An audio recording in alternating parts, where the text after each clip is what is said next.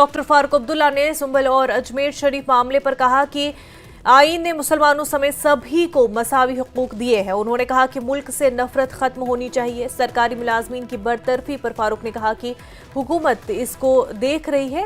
Israel cease fire पर उन्होंने कहा कि उन्हें खुशी है कि जंग बंदी हुई। इसराइल और अमेरिका गजा और शाम पर हमला कर रहे हैं और ये बंद होना चाहिए। संभल पर फारूक ने कहा कि 24 करोड़ से ज्यादा मुसलमान हैं, उन्हें अलग थलग न करें बल्कि उनको साथ लेकर चले। रिजर्वेशन पर फारूक अब्दुल्ला ने कहा कि ये जरूरी है कि हुकूमत इसका नोटिस ले।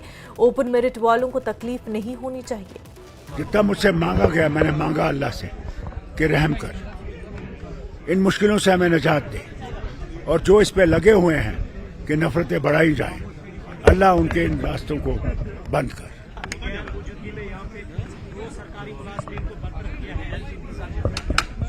जनाब, हर एक चीज पे हुकूमत नजर रखेगी, देखेगी किस वजह से ये हुआ है, क्यों हुआ है, वो हुकूमत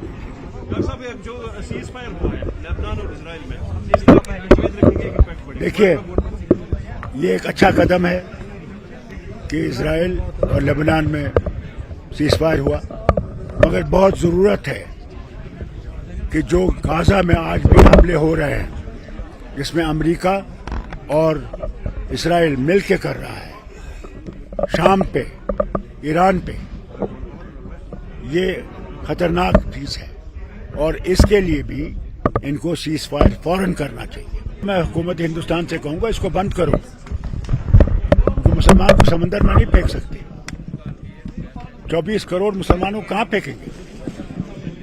इसलिए मुसलमानों के साथ भी बराबर का सलूक कीजिए। वही हमारा आईन है।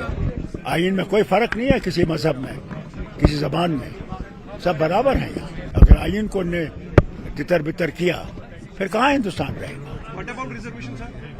रिजर्वेशन का भी हम इनसे कहेंगे, रिजर्वेशन पे इनको देखना चाहिए कि जरूर है जो नीचे गिरे हुए वर्ग है उनको रिजर्वेशन होनी चाहिए, इसमें कोई शक नहीं है, तभी उठेंगे। इसलिए तो रिजर्वेशन रखी गई थी, इनको बराबरी पे लाया जाए। इसको देखना चाहिए, बराबरी देखना चाहिए। कौन रोकता है कश्मीरी पंडित को यहाँ आने से?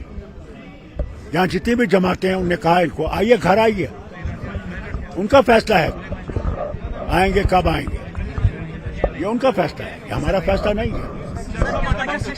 हमारे लिए तो उनके लिए दिल खुले हैं।